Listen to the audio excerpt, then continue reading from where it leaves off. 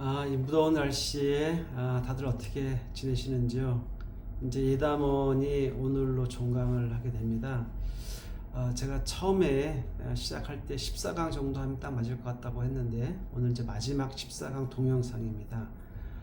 요 문서 자료랑 동영상 사이에 한 시간이 좀 간격이 몇 주 있다 보니까 좀 아쉬운 마음은 있지만 오늘 지난 14강 미리 보내드린 14강 자료에 근거해서 오늘 또 이제 모세의 마지막에 대해서 다루도록 하겠습니다.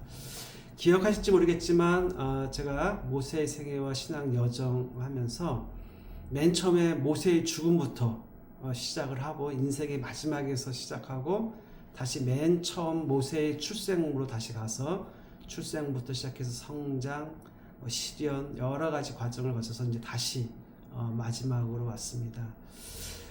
무슨 일을 하든지 간에 우리가 끝이 있고 또 이 땅에 이제 순례자로 나그네로 살다가 저희도 하늘나라 가야 되는데 과연 우리의 끝이 어떠해야 될지를 이제 모세의 마지막을 통해서 보려고 합니다. 자, 먼저 오늘 성경 말씀을 제가 읽도록 하겠습니다. 신명기 34장 7절부터 12절까지 말씀입니다.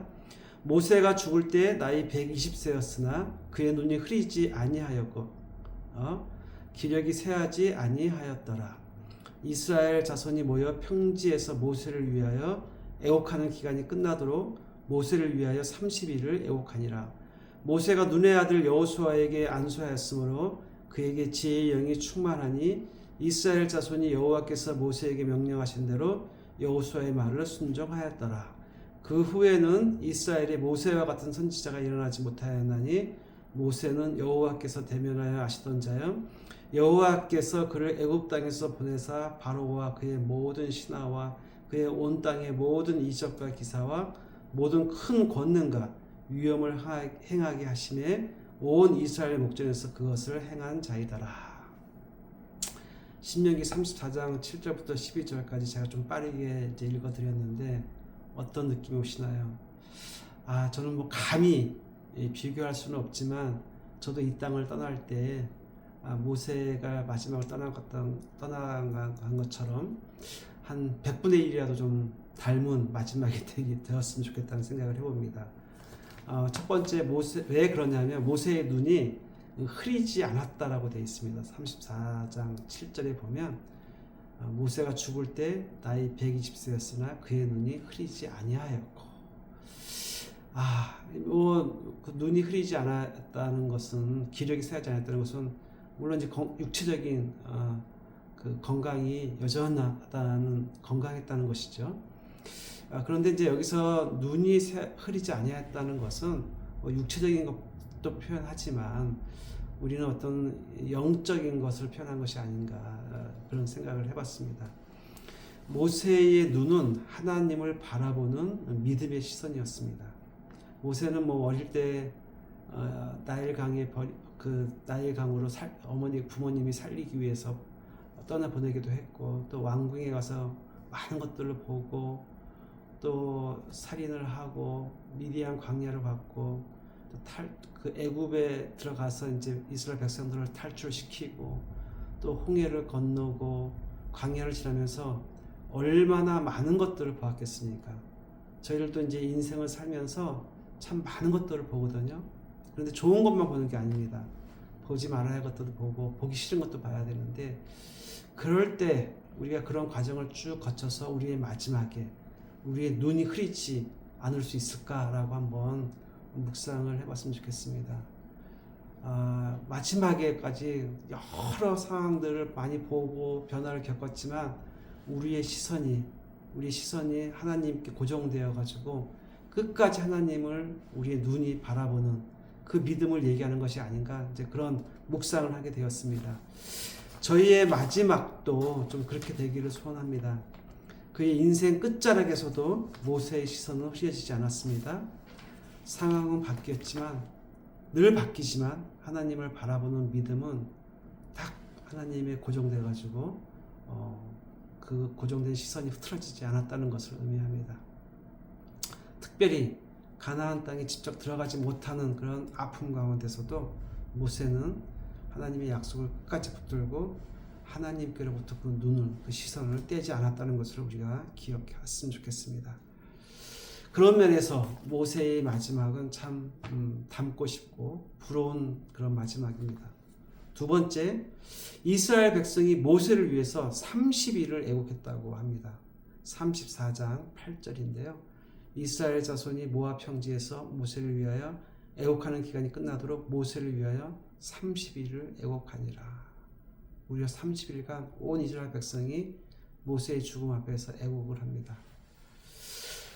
이스라엘 백성들이 모세를 얼마나 사랑하고 존경했는지를 보여주는 장면이죠. 백성들이 모세를 그렇게 사랑하고 존경하면서 30일을 애곡할 수 있었던 것은 무엇일까요? 그의 업적 때문이었을까요? 저는 그것보다는 모세가 광야 40년 동안 이스라엘 백성들과 함께하면서 보여준 그의 삶의 자세, 그의 삶의 태도, 그 다음에 신앙의 자세라고 저는 믿습니다. 그의 신앙의 깊이 때문에 그가 백성들에게 보여준 하나님 앞에 서는 모습을 통해서 사랑과 존경을 그 마음을 품게 되었던 것이죠.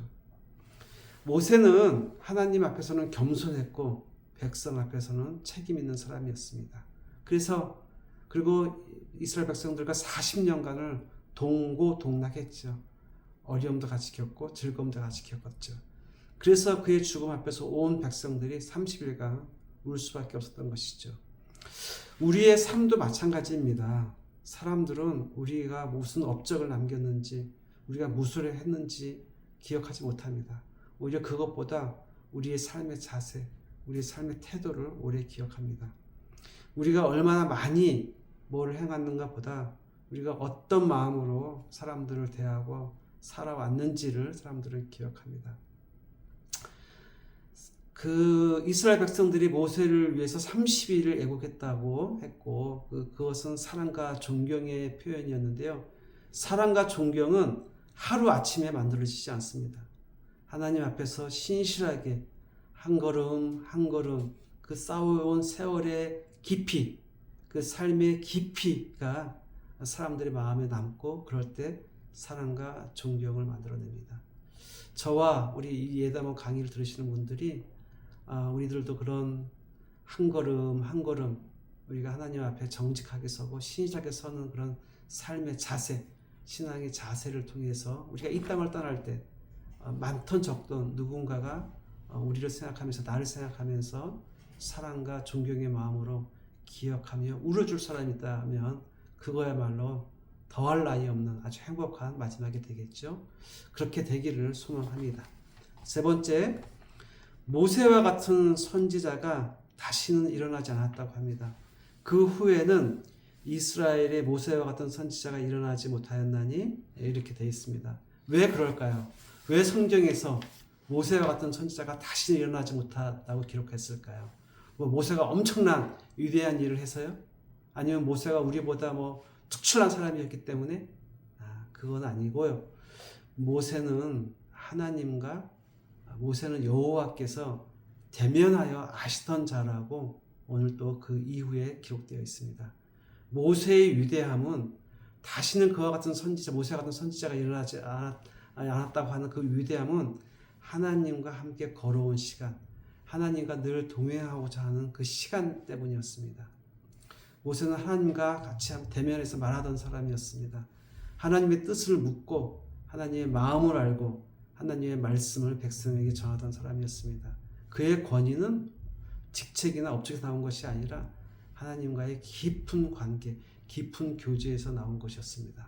그렇기 때문에 모세와 같은 선지자가 다시는 일어나지 않았다라고 성경은 기록하고 있습니다. 말씀을 맺겠습니다.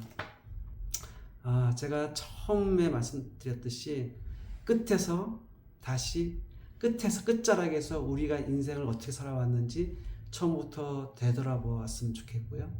그 다음에 지금 이 모세의 그 죽음을 앞두고 우리가 또 보고 있는데 우리의 끝이 또 어때야 될 것인가를 모세의 그런 마지막을 통해서 좀 생각하고 묵상했으면 좋겠습니다.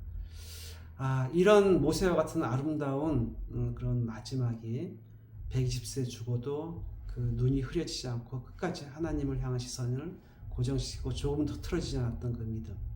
그 다음에 온 이스라엘 백성들이 30일을 애곡했다고 하는데 그 사랑과 존경의 마음, 그 사랑과 존경은 하루아침에 만들어지는 것이 아니라 매 순간 한 걸음씩 한 걸음씩 하나님 앞에서 정직하게 살아가고 백성들과 동고동락했던 그런 삶의 자세, 신앙의 자세를 통해서 만들어졌기 때문에 이스라엘 백성들이 모세를 잃었을 때 30일간 애곡했다는 것을 저희가 기억하고, 그 다음에 모세와 같은 선지자가 다시 일어나지 않았다고 하는 것은 늘 하나님과 동행하고 하나님과 대면하고 하나님과 대화했던 그런 모세에 대한 삶의 증언이시죠. 그 모세의 죽음이 저희들과 같은, 저희도 마지막이 되기를 저희들이 희망하면서 모세와 같은 삶을, 우리는 삶의 정황은 다르지만 또 모세와 같이 비록 위대한 사람은 아닐지라도 어디에 있든지 간에 소박하게 살아가면서 그런 모세의 삶을 닮아가기를, 모세의 마지막을 닮아가기는 저와 여러분이 되기를 소망합니다. 기도하겠습니다. 하나님, 그동안 한 학기 동안 우리 모세의 생애와 신앙 여정이라는 제목을 갖고 모세의 삶을 배우게 하시니 감사합니다. 하나님, 저희들 시작이 있으면 끝이 있는 것을 저희가 기억합니다. 하나님, 저희들이 한 살 한 살 더 나이가 들어갈수록 하나님, 우리의 마지막이 있음을 깨닫고 늘 우리가 처음 시작이 어땠는지를 돌아보면서 겸손하게 우리가 하나님 앞에 설 수 있도록 주님 도와주시옵소서.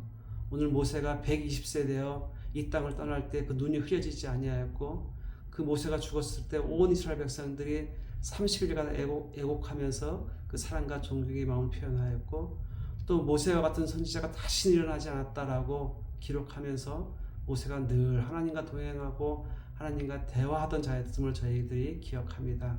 하나님, 저희들 비록 모세와 같이 위대한 선지자는 아니지만 저희들 이 땅에 와서 하나님의 백성으로 살아가는 동안 저희들도 한 걸음 한 걸음 하나님 앞에서 정직하게 살아가며 신실하게 살아가며 하나님과 대화하며 하나님에 대한 시선을 놓치지 않게 하시고, 하나님 늘 그래서 저희들도 주변의 사람들에게 사랑과 존경의 마음 받으며 살아가도록 주님 도와주시옵소서. 한 학기 동안 예담원 강의를 통해서 또 모세의 생애와 인생 여정을 통해서 신앙 여정을 통해서 많은 것들을 배우게 하시니 감사드립니다. 그 배우는 것들, 깨달은 것들이 머리로만 그치는 것이 아니라 우리의 삶 속에서 저희들도 그렇게 살아갈 수 있도록 주님 도와주시옵소서. 잘 마칠 수 있게 해주신 것 감사드리며 저희들도 또 무더운 여름에 건강하게 잘 지나갈 수 있도록 주님 저희들 삶에 동행하여 주시옵소서. 감사드리며 이 모든 말씀 우리 주 예수 그리스도의 이름으로 기도드립니다. 아멘. 한 학기 동안 수고하셨습니다. 이 무더운 여름 잘 지내시고 다음 또 가을에 뵙기를 소망합니다. 감사합니다.